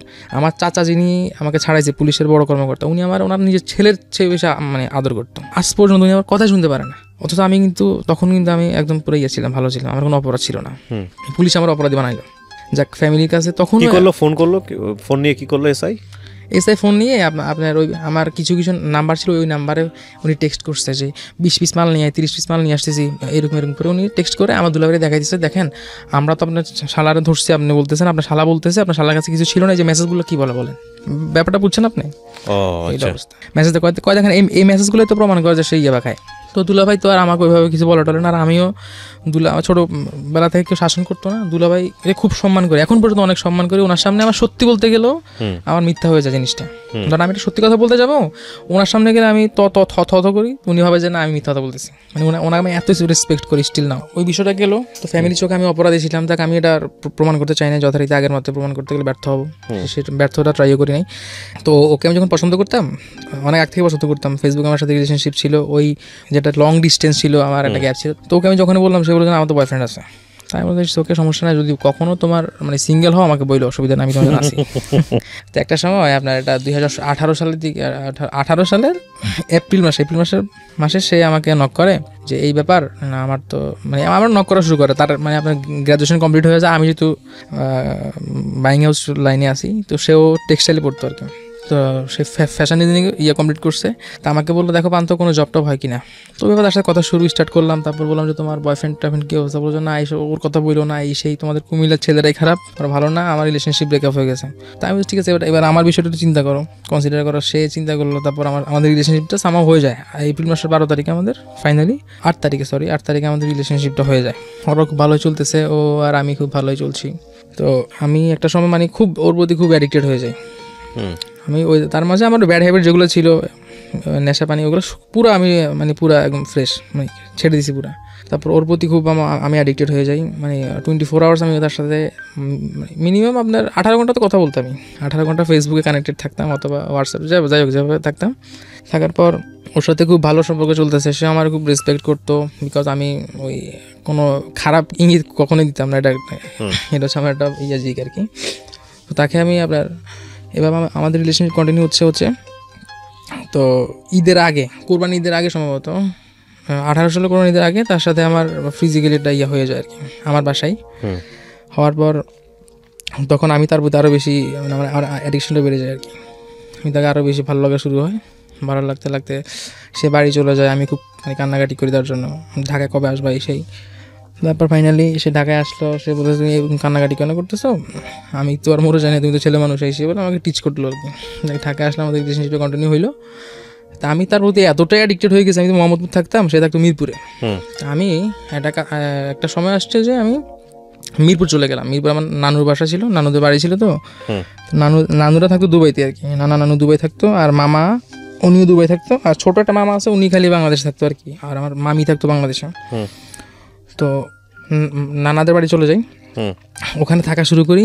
একটাই কারণ, আমি জবও ছেড়ে দিছি এর মধ্যে, কিন্তু খুব প্রত্যেক দিন খুব দেখা সাক্ষাৎ হইতো, অনেক ভালো। ওদের মানে আন্ডারস্ট্যান্ডিং আরও বেশি বিল্ড আপ হয়ে গেল। এখন কি হলো, সর্বসাকুল্য হলো কি, আমার তো জব টব তো নাই আর। এখন প্রত্যেকদিন দেখা করতে হলে তো একটা টাকা পয়সার ব্যাপার আছে। তো আমার ওই ব্যাকআপটা থাকতো না। আমার মনে ছিল না আসলে যে রিলেশনশিপ তো শুধু হবে না, নিজেদের ফিউচার আছে। আমি আসলে কোনোদিন আমার কোনো অ্যাম্বিশন ছিল না, আমি অ্যাম্বিশন লেস ছিলাম। কীভাবে কী করতে হবে মানে ফ্যামিলি সম্পর্কে, মানে যে আমাকে সব কিছু বুঝাইলো, লাইফ সম্পর্কে বুঝাইলো যে কীভাবে থাকতে হবে। এই ঝগড়াটা হয় আপনার মুক্তিযুদ্ধ বিমান বাহিনী জাদুঘরে। ওর সাথে আমার এই বিষয় নিয়ে কথাবার্তা হতে থাকে। মানে আমি ভুলটা আমারই ছিল, আমি একটা মেয়ের সাথে কথা বলছিলাম আর কি। তো আমার কাছে খুব গিল্টি ফিল হচ্ছে যে আমি আসলে না জানি একটা মেয়ের সাথে কথা বললাম। তো বিমান জাদুঘর আমি তাকে বললাম আমি তোমার একটা কথা বলতে চাই, তুমি জিনিসটা খুব পজিটিভলি নিবা। সে বলেছে বলো, কোনো সমস্যা নাই। আমি যে আমার অনেক আগের একটা ফ্রেন্ড, কলেজ ফ্রেন্ড, আমার সাথে তার কথা হইলো। এখন আমি তো আসলে তুমি তোমার ফ্রেন্ডের সাথে কথা বলো সেটাই আমি টলারেট করতে পারি না, কিন্তু আমি তো কথা বলে ফেলছি। এখন তুমি প্লিজ বিষয়টা একটু খারাপভাবে নিও না। মানে আপনি যা ইচ্ছা ধরা দিতে গেছেন আর কি। হ্যাঁ, আমি বললাম আর কি, আমি বুঝি নাই যে সে এটার এত উল্টা রিয়াকশন করবে। তার রিয়াকশনটা এমন ছিল, সে পাবলিক প্লেসের মধ্যে আমার আছে হাতে দাগ আছে, এই যে এখন পর্যন্ত দাগ আছে, আমাকে এমনভাবে সে আপনার নখ দিয়ে স্ক্র্যাচ করলো, মানে আমার এই যে এখানে দাগ আছে এখন পর্যন্ত, এই জায়গাটা পুরো হয়ে গেছে। তখন আমার খুব খারাপ লাগলো, মানে আমাকে সে এইভাবে, মানে পাবলিক প্লেস ছিল তো, মানুষ ভাবছে আমি ছিনতাইকারী, চাঁদাবাজ।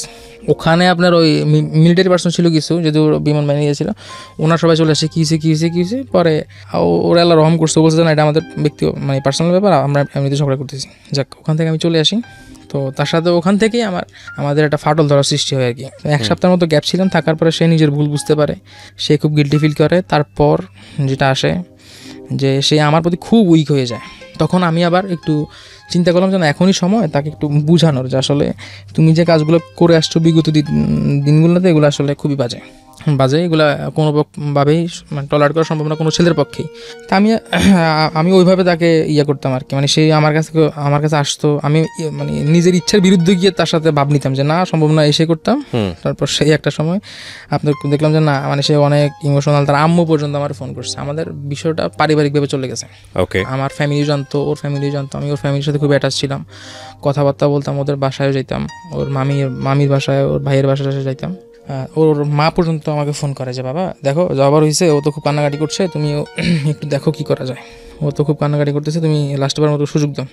আমি বলছি আন্টি না, আপনি এভাবে রিকোয়েস্ট করার দরকার নেই, আমরা এমনিতেই আবার মিছিল করে নিতাম, কোনো প্রবলেম নেই, এরকম আমাদের অনেক ঝগড়াঝাটি হয়েছে।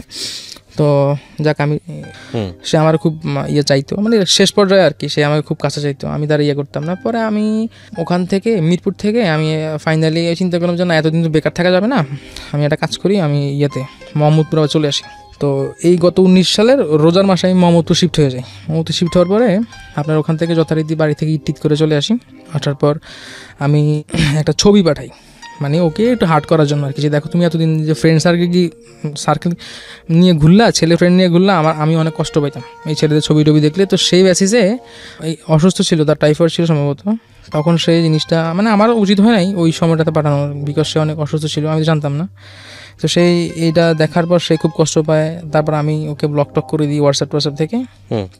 এক পর্যায়ে সে খুব কষ্ট পায়, আমি তার ফোন ধরি না। আমি এটা সম্পর্কে কয় বছর পরের ঘটনা? এটা বছর না, প্রায় 9 মাস, এক বছর হবে। হ্যাঁ 1 বছর অনেক ঘটনা আছে, সেটা নিয়ে পুরো একটা স্টোরি বলা যাবে, সেই জন্য আমি শর্টকাটে বললাম আর কি, মূল কাহিনীতে আসার জন্য, যে এটা সম্ভব না তোমার সাথে রিলেশনশিপ করা, তুমি দেখো যে বুঝো যে কেমন লাগা। মানে আমার উদ্দেশ্য ছিল তাকে আন্ডার ট্রায়ালে রাখা, যে সেও বুঝুক যে আসলে সে ভুল করছে, মানে সে নিজে রিয়েলাইজ করুক যে না, পান্থর সাথে রিলেশনশিপ থাকা অবস্থায় সে আমাকে মানা করতো যে ছেলের সাথে কথা বলতে না বা ফ্রেন্ডশিপ রাখতে না, সেটা আসলে এখন পান্থ যে করতেছে আমার যেমন খারাপ লাগতেছে, এই খারাপটা পান্থরও তখন লাগতো। এই জিনিসটা জাস্ট বোঝানোর জন্য, আমি অনেস্টলি বলতেছি আজকে এখানে, আমি এই জিনিসটা বোঝানোর জন্য তারা শুধুমাত্র ছবিগুলা তাকে পাঠালাম। 2-3 মাস কথাবার্তা হয় না। তো এদিক দিয়ে আমি আমার নিজের বিজনেস নিয়ে ব্যস্ত ছিলাম। আমি এর মাঝে আবার নতুন করে যেহেতু জব করতাম না, তো দুলাভাই বললো যে তাহলে কী করবো, একটা বিজনেস নিয়ে শুরু করো। তা আমি বললাম যে ভাই ঠিক আছে, আমি অ্যাক্সেসরিজের লাইনটাই নেই, অ্যাক্সেসরিজের ব্যবসা শুরু করলাম। তো ভালো কিছু অর্ডার পাচ্ছিলাম, আমি খুব ব্যস্ত ছিলাম কাজটা ধুমসে করতেছিলাম, ভালোভাবে করছিলাম, ভালো অর্ডার পাচ্ছিলাম। তো এর মাঝখানে 2 মাস হয়ে গেছে, প্রায় 2 মাস হয়ে যাওয়ার পরে সম্পর্ক ভাঙা 2 মাস হয়ে গেছে। তার মধ্যে আমি বাসা নিয়ে নিলাম, আমি আলাদা হয়ে গেলাম। তার আগে আপুর বাসায় থাকতাম, মিরপুর থেকে এসে আপুর বাসায় থাকলাম, ওখান থেকে ব্যবসা নিয়ে শুরু করে পরে আসতে আলাদা হয়ে গেলাম, বাসা নিলাম। তো যাক, আমি সব কিছু ওর মতো করে প্ল্যানিং অনুযায়ী করলাম। করার পর আমি 2 মাস পর ওর একদিন ফোন করলাম, আমাদের লাইফে যা হয়েছে তুমি এখন আমার লাইফে ব্যাক করো। সে বললো যে আমার সম্ভব না, মানে সে খুব ভাব নিয়ে আমার আপনি করে চিনেই না আমাকে, ভাব নিয়ে সে আমার সাথে কথা বলবে না। আমি সরি টরি অনেক কিছু বললাম, মানে তার পায়ে ধরা পর্যন্ত বাকি ছিল না, মানে ফোনে আর কি, মানে অনেক বুঝাইলাম, সে বুঝবে না, সম্ভব না, সেই করলো। পর আমি একটা সময় রাগ হয়ে তাকে বললাম যে দেখো, আমার কাছে আমাদের কিন্তু অনেকগুলো আছে, ভিডিওস আছে, স্টিল ফটোস আছে, সেগুলো কিন্তু আমি বাইরে মানে তোমার এলাকার মানুষকে দেখাই দিব, যেহেতু তোমার এলাকার অনেকের সাথে আমার অ্যাটাচ আছে, আমি কিন্তু সবাইকে দেখাই দিব। মানে আলটিমেটলি আপনি তাকে ব্ল্যাক করছেন, তার কিছু না, ওকে জাস্ট ওয়ার্ন করছি আর কি, যে এটা আমি করতে পারি। ইটস নট ওয়ার্ন, এটা হচ্ছে আলটিমেটলি তার কিছু ছবি আপনার কাছে আছে, মানে হলো স্পেশাল মোমেন্টের ছবি, যারা শ্রোতা আছেন তারা বুঝে নিয়েন।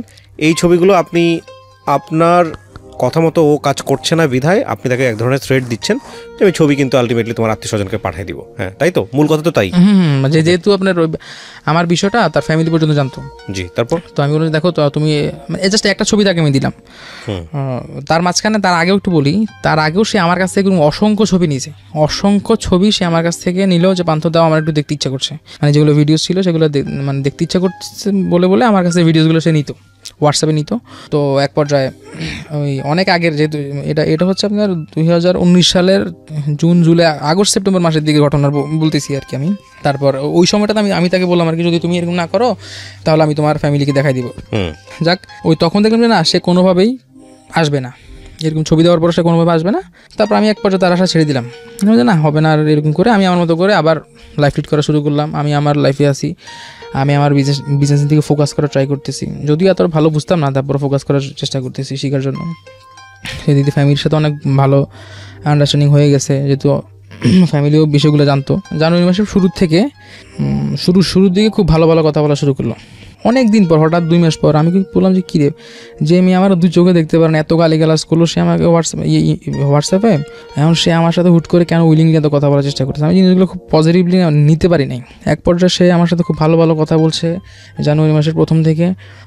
তারপর সে আমাকে একদিন বলে যে তোমাকে স্বপ্নে দেখছি, আমার ইচ্ছা করতেছে তোমার সাথে দেখা করতে। তো আমি বললাম যে ঠিক আছে, আমি তো ফ্রি থাকি, আমার যে কাজগুলো করে তো প্রেশার থাকে না, চলো আমরা একটা ডেট ফিক্সড করে আমরা মিট করি। পরে সে বললো যে ঠিক আছে, কবে করবো বলো। পরে আমি আমি তাকে বলি যে তাহলে আমরা কোনো একটা শনিবার দিন মিট করি। তো সে আমাকে বলছে তুমি বলো কোথায় দেখা করবা, তোমার কোথায় হলে তোমার সুবিধা হয়। তো জিনিসটা খটকা লাগে যে আমি বাসা থেকে বের হইতে পারে না আপনার, সে আমাকে মানে বাসা থেকে বের হইতে পারে, সে আমাকে অপশন দিচ্ছে যে আমার অপশন মতো সে আসবে। তখন আমার একটু ডাউট লাগছে। তারপর আমি জিনিসটা এত এক্সট্রিম লেভেলে ভাবি নাই যে সেটা কি হতে যাচ্ছে। তারপর আমি বললাম যে ঠিক আছে, অ্যাজ ইউজুয়াল আমরা যেখানে মিট করতাম মিরপুর 2 নম্বর, আমি সেখানে আসি, তুমি ওখানে আসো। ঠিক আছে, যেমন কথা তেমন কাজ। আগের দিন শুক্রবার রাতের কথা হইলো, শনিবার দিন তার সাথে আমার ছিল যে আমরা একসাথে লাঞ্চ করবো। 12টা 12:30 ঘুম থেকে উঠলাম, উঠে তাকে ফোন করলাম। তো সে বললো যে 4টার দিকে আমাকে 3টার দিকে আমাকে মিরপুর থাকার জন্য, 2 নম্বর থাকার জন্য। তো আমি মিরপুর আমার বাসা হচ্ছে আদাবর থেকে আমি মিরপুর চলে গেছি, কিন্তু সে 10 নম্বর থেকে 2 নম্বর আসতে পারতেছে না। তখন আমার মনে আর একটু খটকা লাগছে যে ব্যাপারটা মানে সামথিং রং। তখন তারপর আমি এত এক্সট্রিম লেভেলে রং হবে সেটা চিন্তা করি নাই। আমি ভাবলাম যে হয়তো বা সে হয়তো কোনো তার ফ্রেন্ড সার্কেল নিয়ে আসবে, এসে আমাকে একটু মাইটে দিবে, এরকম একটা ব্যাপার হতে পারে। যাক, আমি ফুট ওভার ব্রিজের উপর দাঁড়াইছিলাম। তো সে আসছে যথারীতি। আসার পরে তার সাথে আমার আই কন্টাক্ট হয়ে যায়। সে মিরপুর ফুট ওভার ব্রিজ থেকে অঞ্জন নামে একটা শোরুম আছে, 10 নম্বর থেকে আসতে হলে ওদিক দিয়ে আসতে হয় আর কি। সে অঞ্জনের সামনে ছিল, তার চারপাশে 4-5 জন আপনার লোক ছিল আর কি, 4-5 জন লোক ছিল। তো তার সাথে যখন আমার চোখে চোখ পড়ে যায় তখন মানে লোকগুলো আসতে সরে যায়, মানে সে হাত দিয়ে ইশারা দিয়ে লোকগুলো সরে যাওয়ার পরে আমি তো তখন বুঝে গেছি যে সে সাথে করে পুলিশ নিয়ে আসছে। পুলিশ কীভাবে বুঝলাম, ওই সবগুলো লোকের পায়ে কেটস পরা ছিল, আপনার সবাই ক্লিন শেভ করা, মিলিটারি কার্ড দেওয়া। তো আমি বুঝলাম যে আসলে পুলিশ। পরে আমি বুঝতে পারছি, তখন আমি বুঝতে বাকি ছিল না। তখন আমি দৌড় দিলেও আমার গুলি করে দিত ওনারা, কারণ বিষয়টা এমনই ছিল। তখন মিরপুর শপিং কমপ্লেক্সের সামনে আসার পর আমাকে ফোন করছে। তখন আমি তো ভয় পেয়ে কিছু করার নাই আমার আর। তো বলছে ঠিক বলছে তুমি কই? আমি বলছি আমি তোমার উপরে। ঠিক আছে নিচে নামলাম আর কি। নিচে নামে ওর সাথে হাই হ্যালো করার আগে ওই লোকগুলো আমাকে পিছন থেকে ধরে ফেলে আমাকে। এটা কত টাইম ধরা হলো আপনাকে পুলিশ থেকে? সরি, এই ধরে ফেলার জায়গাটা এটা কি পুলিশ ধরলো? ডিবি ছিল না, ডিবি ধরলো। তো ডিবি মানে কতবার পুলিশের কাছে ধরা হলো এটা নিয়ে? 2বার। তো আলটিমেটলি তো ফ্যামিলিতে আর মনে হয় না যে সুযোগ আছে, কারণ এর আগেও ধরেন পুলিশ ধরে নিয়ে গেছে, পুলিশ কেস হয়েছে। এর আগে আপনি কুমিল্লাতে গিয়ে একটা বিয়ে করে ফেললেন হোঁচট খাওয়ার মতো। তারপরে হচ্ছে এই ঘটনাটা কতদিন আগের যেটা আপনি বলছিলেন? জানুয়ারি মাসের 11 তারিখে, এই 2020 সাল জানুয়ারি মাসের 11 তারিখে 4টার দিকে। চিন্তা করেন অবস্থা। তারপর হ্যাঁ, এখানে আমি কনভিক্টেড, এটা আমি মানি, এখানে কোনো প্রবলেম নেই। এখানে আপনি তাকে তো ভয় দেখিয়েছিলেন ছবিগুলো আপনি পাবলিশ করে দিবেন। না পাবলিশ বলতে ওইভাবে পাবলিশ, আমি তাকে বলছিলাম যে তোমার ফ্যামিলি পারসন, আমি তাকে ব্যক্তিগত বিষয় একজনকে দেখালো, এটা পাবলিকলি দেখানো। আমি খুবই শিক্ষণীয় একটা গল্প, বিশেষ করে এটা যারা করেন। হ্যাঁ বলেন। তারপর এটা শুধু এখন থেকে না, আমি তাকে এটা আমাদের রিলেশনশিপ স্টার্ট হওয়ার পর থেকে মানে আমাদের দুজনের ঝগড়া হইলে আমরা এই কাজটা করতাম। সে আপনার যদি চান তাকে ফোনে নিতে পারেন। আমাদের রিলেশনশিপ স্টার্ট হওয়ার পর থেকে আমি মানে যখন যেহেতু আমি বললাম না, আমি ওরা খুব লাভ করতাম, অনেক বেশি লাভ করতাম। তো আমি তারা ওইভাবে বলতাম। আমাকে সে ওখানে নিয়ে গিয়ে পুলিশের সাথে ধরাই দেওয়ার পর পুলিশ আমাকে বললো, আমি মনের দিক থেকে বলি, আমি পার্সন হিসেবে তো রাইট ছিলাম। আমি তাকে পুলিশ যখন আমাকে ধরে, পুলিশ আমার ফোনের মধ্যে কিন্তু সব কিছু পেয়ে যাওয়ার পরে তো এটাই কিন্তু এনাফ ছিল তাদের কাছে। আমার হাতে যা ছিল, মানে যে ভিডিওসগুলো পেয়েছিল সেটাই এনাফ ছিল। তো তারা কী করলো, আপনার বললো যে, তা আমি বললাম যে স্যার আমার আরেকটু কথা আছে, ওর ভিডিওসগুলো শুধু এখানে সীমাবদ্ধ না, আমার আরও কিছু জিমেল আইডি আছে। তো সেই জিমেল আইডি কোথায়? আমি বলছি যে জিমেল আইডিটা তো হারাই গেছে। সেই জিমেল আইডিটা হচ্ছে আমার এক ভাইয়ের নামে, ঢাকা উদ্যানে এক বড় ভাইয়ের নামে সিম রেজিস্ট্রেশন করা। তো ওই সিমটা তুললে ওখান থেকে সবগুলো ডিস্ট্রয় হয়ে যাবে টোটালি। তো আমি ওনাদেরকে বলে ফেললাম। ওনারা সে আমার ভাইয়াটাকেও মানে ঢাকা উদ্যান থেকে তুলে নিয়ে আসলো। এসে আমার যতগুলা জিমেল আইডি ছিল সবগুলা থেকে করে দিল আর কি, ওনাদের আর্কাইভে নিয়ে নেওয়ার পর আমাকে ডিবি অফিসে নিয়ে প্রথমেই হাত পা বেঁধে মানে প্রচণ্ড টর্চার শুরু করলো আর কি। টর্চার করার পরে এক পর্যায়ে আমার বাম পাটা অনেক ফ্র্যাকচার হয়ে যায় টোটালি, আর প্লাস্টার করছে অবশ্য পরে পরে ওই ওনারা আমার খুব টর্চার করলো আর কি। প্রথমত নিয়ে ওর সামনে আমার মানে 2 হাতে হ্যান্ডকাপ লাগাইছে, আপনার একটা চেয়ারে বসালো, আর সামনে আর একটা চেয়ারে পা ঢুকিয়ে দিল আর কি। মানে এত অমানবিক নির্যাতন, আল্লাহ, মানে এটা বলার মতো না। আমার হাত পা, আমার পিঠ, আমার একদম কি বলবো, মানে সর্বাঙ্গ বলা যাবে না, পায়ের মধ্যে বেশি ওরা টর্চার করে আর কি, মানে যেটা সহ্য করার মতো না। তো আমার কাছে কিছু নাই, আর আমি আর কী দিব আপনাদেরকে? ওনারাও জানে যার কিছু নাই, আর ছেলে কী দিবে? আমি বলেছি ভাই আপনি মারতেছেন কেন? আপনারা আমার কাছে যা পাইছেন তা তো নিয়েই গেছেন, আর আমি উইলিংলি আপনাকে বললাম যে আরও জিমেল আইডি আছে, সেখান থেকে আপনি রিকভার করছেন, এখন তোমার কোনো রিজন নাই। আমার নাম মামলাটা করো না প্লিজ, তোমার ওর পায়ে পর্যন্ত পড়ে গেছি আমি। তো আমার নামে মামলাটা করো না প্লিজ। আমি চাই না তুমি মানে আমার লাইফটা পুরো ধ্বংস হয়ে যাবে। আমার মার একমাত্র ছেলে আমি, আমার মার অনেক আশা আছে। আমি মাত্র উঠতেছি, আমি মাত্র কিছু একটা করে উঠতেছি। এই মুহূর্তে যদি আমি হোঁচট খেয়ে পড়ে যাই, আমার ফ্যামিলি আমাদের তাকাবে না, বিকজ আমার ব্যাড জ্যাকেট অনেক খারাপ। সেটা ফ্যামিলি তো জানে না যে আসলে আমি ওখানে দোষী না, নির্দোষ, কিন্তু ফ্যামিলি জানে আলটিমেটলি আমি দোষী। প্লিজ আমার এই কাজটা করো না। আমার কিন্তু ছিলাম তারপর তার মন আমি গলায় দিয়ে পারলাম না, সেই আমার নামে মামলা করবে, বলছে না তোমার শাস্তি হওয়া উচিত। আমি বললাম যে কোন উদ্দেশ্যে শাস্তিটা হবে তুমি বলো। তোমার ফ্যামিলিতে পাবলিশ করছি, কাউকে দিছি আমি? কাউকে তো দিই না, জাস্ট তোমাকে শুধুমাত্র নাম মাত্র বললাম আমি। এই বলাটা যদি অন্যায় হয়ে থাকে, এই বলাটা যদি রেজাল্ট যদি এখানে হয়ে থাকে, এটা হয়, তাহলে তো মানে আমার আসলে কিছু বলার নেই। তারপর সে তার মতো করে চলে যায়। আর আমি তো এখানে আপনার মানে পার ব্যথা বাঁচতেছি না, এত ব্যথা। তখন অনেক ঠান্ডা ছিল তো, জানুয়ারি মাসে, বুঝতেই পারছেন, মানে পার এত ব্যথা। আমাকে তখন রাত 11টাতে গারদে নিয়ে রাখলো, ডিবি অফিসে গারদে নিয়ে রাখার পর আমার খুব ভালো একটা এক্সপিরিয়েন্স হলো আর কি। সেখানে দুজন জঙ্গির সাথে থাকার একটা এক্সপিরিয়েন্স হলো আর কি। দুই পাশে দুজন জঙ্গি ছিল। তারপর এক পর্যায়ে আপনার আমাকে করা হলো আপনার ওখান থেকে পরের দিন 4:30টার দিকে আমাকে আবার উঠাইলো। তখন আমি আমার ফ্যামিলিকে ফোন করলাম আর কি, আমার আপুরও ফোন করে বললাম যে আপু এই ব্যাপার করছে, এখন আমার কী করে। আমার আপু বলতেছে মানে তুমি যেমনে পারো এখান থেকে, মানে ওনারা যা চায় 20-30 হাজার টাকা দিয়ে হইলেও ছুটে চলে আসো। তো এটা আবার ওনারা ডিবিদের একটা মানে পুলিশের সমস্যা হলে ওরা ফোন লাউড স্পিকার রেখে দেয়। লাউড স্পিকার রাখার কারণে ওই লোক মানে যিনি আমাকে ফোন করার সুযোগ দিয়েছে, উনি বুঝতে পারছে যে আমি আমার বোনকে বলছি যে আপনি মানে আমার বোনে টাকার অ্যামাউন্টের কথা উল্লেখ করেছে, উনি বুঝতে পারছে। বুঝতে পারার পর উনি বলছে যে না, এত কম টাকা হবে না, আরও বেশি টাকা লাগবে। আপনার ওই দিন রাত্রে মানে পরের দিন কথা ছিল যে আমার ফ্যামিলি থেকে কোনো একজন গার্জিয়ান এসে আমাকে নিয়ে যাবে। তো আমার ফ্যামিলি থেকে আমার মানে একটা কাকা গিয়েছিল আমাকে আনার জন্য। তো ওই কাকা যেহেতু ব্লাড কানেক্টেড কেউ না, তো ওই পুলিশটা কাকার কাছে আমাকে দেয় নাই। না দেওয়ার কারণে আমি ওই দিন রাত্রেও থাকা লাগছে। ইনফ্যাক্ট ওই ডিবির যে ওনাদের আমাকে কাউন্টার টেরোরিজম ইউনিট ধরে নিয়েছে, তো সাইবার ক্রাইমের যিনি বস ছিলেন, ওনার সামনে উনি আবার আমাকে নিয়ে বললো যে তোমার কাছে কি কেউ ঘুষ টুস চাইছে নাকি, তুমি নাকি ঘুষ টুসের কথা বললা।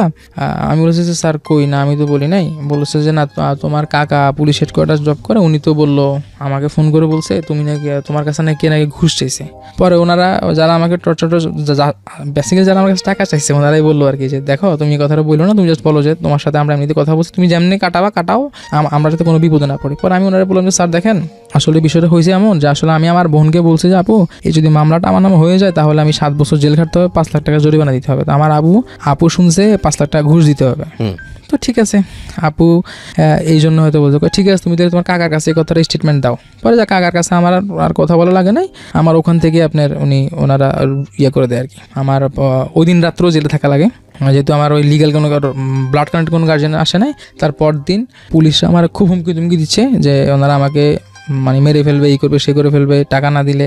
চিন্তা করেন, অথচ ওনারা কিন্তু ওনাদের বসের কাছ থেকে ক্লিয়ারেন্স নিয়ে আসলো আমাকে দিয়ে যে টাকা দেওয়া লাগবে না, মানে সরি টাকা কেউ চাওয়া হয় নাই, ওকে এমনিতে করে দেওয়া হবে। কিন্তু কিছুক্ষণ পরে ওনারা হুমকি দিচ্ছে আমার, কই জানি তোলাই খাল নিয়ে ইনকাউন্টার করে দিবে, এই করবে, সেই করবে।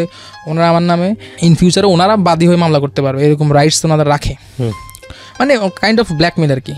তো ওনারা আমার ডিভাইস ছিল, ডিভাইসটা নিয়ে যায়, আমার জিমেল আইডি থেকে ফেসবুক আইডি সব কিছু তারা নিয়ে নেওয়ার পর তারা আমাকে আসার সময় কানে বলতেছে। ও পরদিন আবার দুলাভাই যায় আর কি, আমি 2 দিন মোট আমি ওদের থাকি, গারদে থাকি। 3 দিনের দিন আমার দুলাভাই যায়। দুলাভাই গিয়ে, যদি দুলাভাই স্ট্রং গার্জিয়ান, তো দুলাভাই গিয়ে হয়তো বা ওনাদের কিছু একটা অ্যামাউন্ট দেয়, 1 লাখ খানিক টাকার মধ্যে দেয়, দিয়ে পর আমাকে ওখান থেকে নিয়ে আসে আর কি। নিয়ে আসার পরে ওই ডিবিরা যারা আমাকে অ্যারেস্ট করছিল, ওনারা আমাকে কানে বলছে যে তুমি যে চলে যাচ্ছ যাও, সমস্যা নেই, তবে তোমার সাথে যে কন্ট্যাক্ট হয়েছে 3 লাখ টাকা, তুমি আমার 3 লাখ টাকা দেওয়া লাগবে।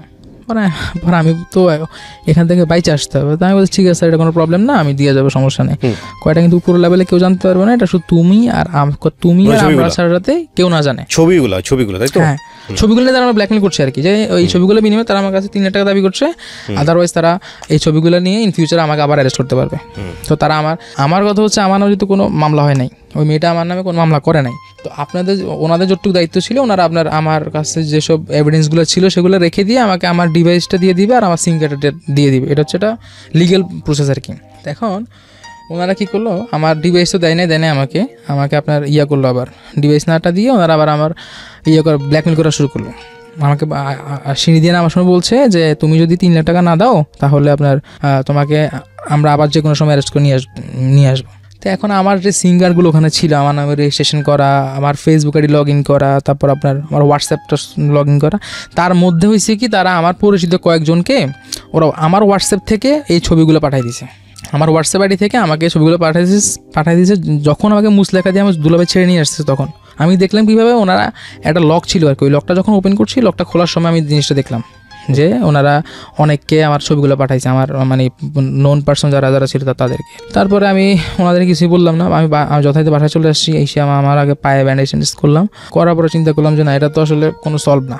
আমি আন্ডার থ্রেডে এখন পর্যন্ত আছি। এই যে আমি এখন মতো সিমটা চালাচ্ছি, আমি ওনাদের মানে পারমিশন না নিয়ে সিমটা তুলে ফেলছেন। আমি কি করবো বলেন? ওনাদেরকে ফোন করি, আমিও ওনাদের কাছে নাম্বার চাইছি যে আমি কোন নাম্বারে গেলে আপনাদেরকে পাবো, কিন্তু ওনারা স্পেসিফিক্যালি কোনো নাম্বারটা আমার দেয় নাই। এখন আমার এই সিমে ব্যাঙ্ক অ্যাকাউন্ট অ্যাড করা, আমার রকেট, ডাচ বাংলা বা নগদ টগর যা কিছু ছিল আমার সিমে অ্যাড করা ছিল, তা বাধ্য হয়ে সিমটা তুলে ফেলছি। এখন তুলে ফেলার পরে দেখলাম যে আরও প্রবলেম শুরু হয়েছে, যে আমার সিমে কোনো নেটওয়ার্ক পাচ্ছি না, আমার সিমটা ট্রেসিং করা হচ্ছে, আমি বুঝতে পারছি আমার সিমে নেটওয়ার্ক থাকে না বা অনেক কিছু অনেক প্রবলেম ফেস করছি আর কি। বের হয়ে গেছি, বের হওয়ার পর আমার ফ্যামিলি কারো কাছে চোখ দেখার মতো, মুখ দেখার মতো কোনো স্কোপ নাই আর কি। এখন পর্যন্ত বাসায় আমি ঢুকতে পারি নাই, আমার সাথে সামনাসামনি এখনও হই নাই, আমার আপুর সামনাসামনি হই নাই। যদিও আমি মানে এটা আমার ফ্যামিলির জন্য খুব একটা ব্যাড নিউজ, কারণ আমার আপুর 2টা কিডনি ড্যামেজ নষ্ট, তো সে এমনিতেই আমার নিয়ে খুব চিন্তা ভাবনা করে। আমার আম্মাও আমাকে নিয়ে অনেক টেনশন করে, অনেক মানে আমার নামে কোনো কিছু শুনলেই তারা দুজনে ফিট হয়ে যাওয়ার মতো অবস্থা, এমন অবস্থা আর কি, হার্ট অ্যাটাক করার মতো অবস্থা। তো এই জিনিসটা খারাপ লাগছে যে এমন একটা সময় হলো যে আমার আপু আপনার সিঙ্গাপুর মানে যাওয়ার প্রস্তুতি নিচ্ছে, যে আপনার মানে মানে চিকিৎসা করানোর জন্য। ইন দ্য মিন টাইম আমার সাথে এই দুর্ঘটনাটা ঘটে গেল। তা আপু অনেক বেশি অসুস্থ হয়ে যায়। তা আপু সিঙ্গাপুর থেকে চিকিৎসা করে চলেও আসছে, আর আমি হতভাগে এখন পর্যন্ত যাই আপুর সাথে দেখা করতে পারিনি, আপুর চেহারা দেখতে পারিনি। এখন কারো কাছে মুখ দেখাতে পারছি না, ফ্যামিলির কারো কাছে, সবার কাছে তো দিনের আলো তো স্বচ্ছ যে আমি আসলে একটা। এই ছবিগুলো আপনার আদান প্রদান করার প্রয়োজনটা কি ছিল? প্রয়োজনটা ছিল যেটা আমি আল্লাহই ভালো জানে, আমি বুঝলাম না, জানতাম না আমি কেন যে জিনিসগুলো করলাম আমি জানি। আর এটা তো রিস্কি না, আপনার সেলফ হাই রিস্ক এটা একদম আমার নিজের খালি না, আপনি যে কোনো ধরনের পর্নোগ্রাফি যদি ফোন স্টোরেজ রাখেন, এটা আপনার এই পর্নোগ্রাফির মামলায় আপনি 7 বছর রাখার জন্য আপনার মামলা হয়ে যাবে। হ্যাঁ রাইট, এটা আপনার হোক আর জারি হোক, XYZ জারি হোক, যেহেতু বাংলাদেশে আপনার পর্নোগ্রাফি সাইটগুলো বন্ধ করে দিচ্ছে, তো সেক্ষেত্রে রাখলে আপনার সমস্যা। তো ওখানে আরেকটা প্রবলেম বলি আপনাকে, যেহেতু আমি অ্যাডাল্ট, আমরা তো পর্ন সাইটে বিভিন্ন VPN দিয়ে ইউজ করি, তো আমার ফোনে কিছু পর্ন ছিল যেগুলো ফেসটা দেখা যায় না আর কি। তো ফর্চুনেটলি আর আনফর্চুনেটলি কিছু আপনার ভিডিওস আছে যেটা মানে হাইট মেট সব আমার মতো, তো ওরা ভাবছে যে এটাও আমি, মানে ওই ডিবিরা ভাবছে যে এটাও আমি, ওরা ধরে নিচ্ছে এটাও আমি। তা আমি ওটা প্রমাণ করতে বাধ্য, মানে বুঝলাম যে ভাই দেখেন এখানে ওয়েবসাইটের নাম লেখা আছে, ওই স্ক্রলে আপনার ওয়েবসাইটের নাম উঠে, আমি দেখেন এটা একটা ওয়েবসাইট থেকে ডাউনলোড করা। পর্নোগ্রাফি স্টোরেজ মানে মোবাইলে রাখলেও আপনার 7 বছর আর 5 বছর 5 লাখ টাকা জরিমানা এরকম একটা ধারা আছে আর কি, রাখাটাও রিস্কি। সো এখন আপনার কিভাবে সময় কাটে? এখন সময় কাটে আপনার ঘুমাই থাকি সারাদিন, সেটা জানি। আমি অবশ্য আপনার বাইরে চলে যাবো আর কি, একটা প্রসেসিং চলতেছে, ফ্যামিলি থেকে বুঝতে পারছে যে আমার পক্ষে থাকা সম্ভব না। আর আমি এমনিতেও আন্ডার রিস্কে আছি, আমি আপনার স্টুডিও থেকে বের হইলে আমার অ্যারেস্ট করতে পারে, আমার সম্ভাবনাও আছে আমি জানি, বিকজ আপনার তো এই যে পর্নোগ্রাফি যেটা বললেন, রাইট সাইবার ক্রাইম যেহেতু আপনি এক্সপোজ করেন নি, কিন্তু পর্নোগ্রাফির মামলা হতে পারে। আর আপনি তাকে যেহেতু ভয় দেখাইছেন যে কোনো মুহূর্তে আপনি এটা পাবলিশ করে দিবেন বা এরকম কিছু, না সেটা তো ওই পুলিশদের কাছে, মানে আমার কাছে তো কিছু নাই। আর এই গল্পটা আপনি কেন বললেন, যেটা আমি প্রশ্নটা প্রথমেই করেছিলাম, এবার আপনি পুরো রিজনটা আপনার কাছ থেকে